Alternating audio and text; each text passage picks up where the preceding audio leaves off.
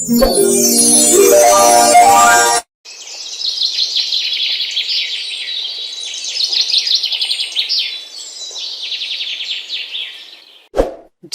में कई दिनों से बर्फबारी हो रही थी।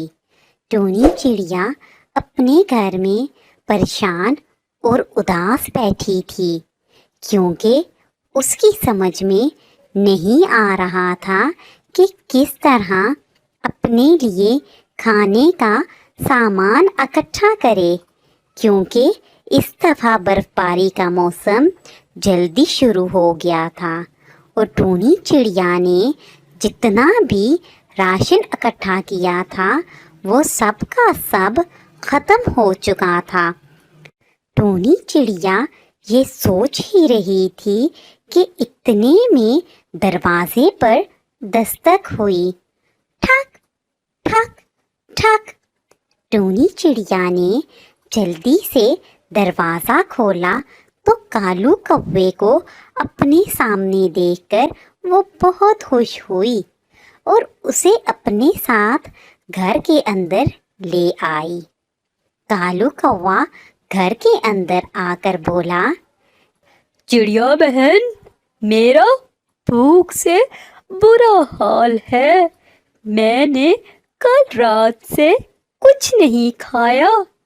मैं बर्फबारी थमने का इंतजार कर रहा था, लेकिन ये बर्फबारी तो रुकने का नाम ही नहीं ले रही।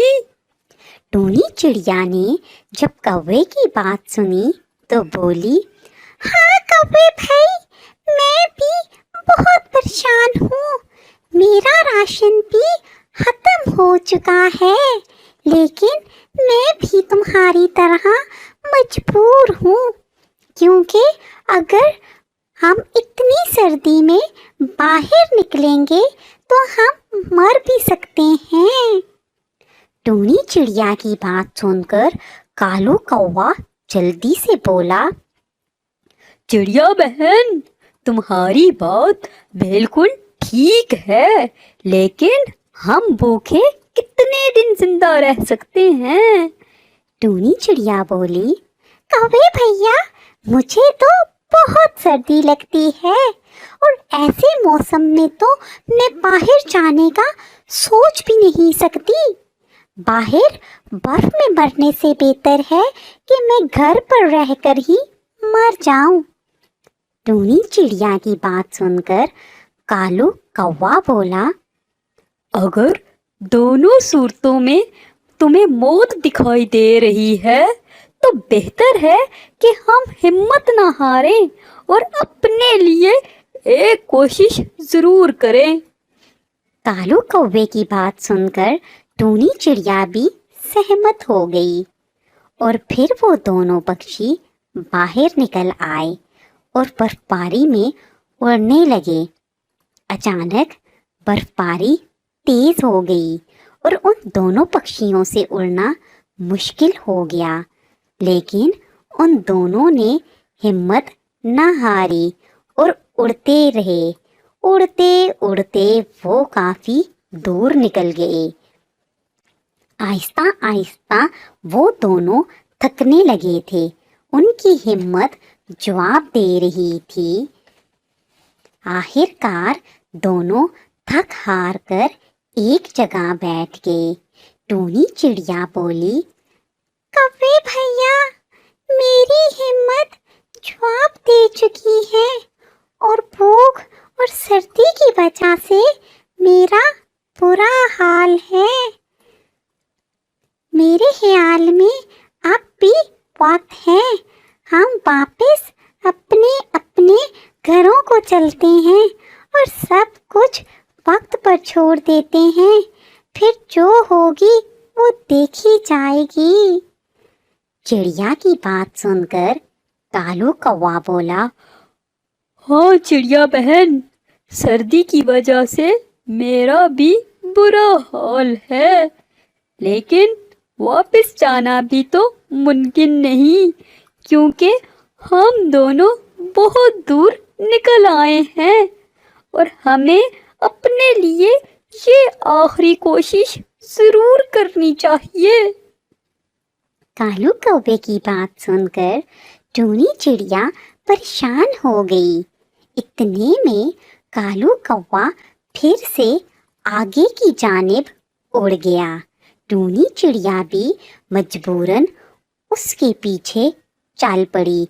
تھوڑی دور جا کر کالو کوا ایک درخت پر پھر سے بیٹھ گیا اور ادھر ادھر دیکھنے لگا۔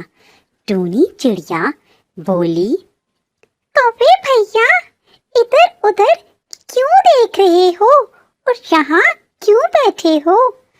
کالو کوا بولا، چڑیا بہن، یہ مکئی کا کھیت ہے، ارد گرد دیکھو، ہمیں یہاں سے ضرور کچھ نہ کچھ کھانے کو مل جائے گا۔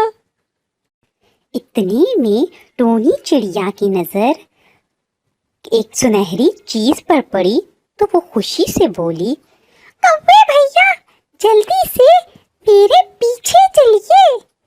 جب وہ دونوں وہاں پہنچے تو انہوں نے دیکھا کہ مکئی کا سٹا برف میں دسا ہوا پڑا ہے۔ وہ دونوں دیکھ کر بہت خوش ہوئے اور سوچنے لگے کہ کس طرح اسے باہر نکالیں۔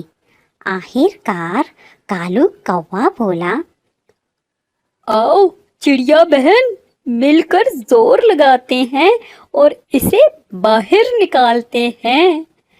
پھر دونوں نے مل کر خوب زور لگایا اور اس سٹے کو برف سے باہر نکالا۔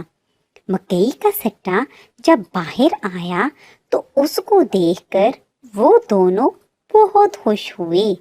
ٹونی چڑیا اسے دیکھتے ہی بولی، کوے بھیا، یہ تو بہت بڑا ہے، ہم دونوں کافی عرصہ تک اسے کھا کر اپنا پیٹ آسانی سے بھر سکتے ہیں۔ چلو بھیا، اب ہمت کر کے اسے گھر لے جاتے ہیں۔ اس کے بعد ان دونوں نے تھوڑی سی محنت اور کی اور اس سٹے کو لے کر گھر آ گئے۔ گھر آ کر چڑیا بولی، کوے بھیا، آپ کا بہت بہت شکریہ کہ آپ نے مجھے سیدھی راہ دکھائی، ورنہ میں تو ہمت ہار کر بیٹھ گئی تھی۔ چڑیا کی بات سن کر کوا بولا، چڑیا بہن، اسی لیے تو کہتے ہیں کہ ہمیں ہمت نہیں ہارنی چاہیے، بلکہ ہمیشہ ہمت اور کوشش سے کام لینا چاہیے۔ اس کہانی سے ہمیں یہ سبق ملتا ہے کہ اگر ہم ہمت سے کام لیں تو مشکل سے مشکل کام کو بخوبی سر انجام دے سکتے ہیں۔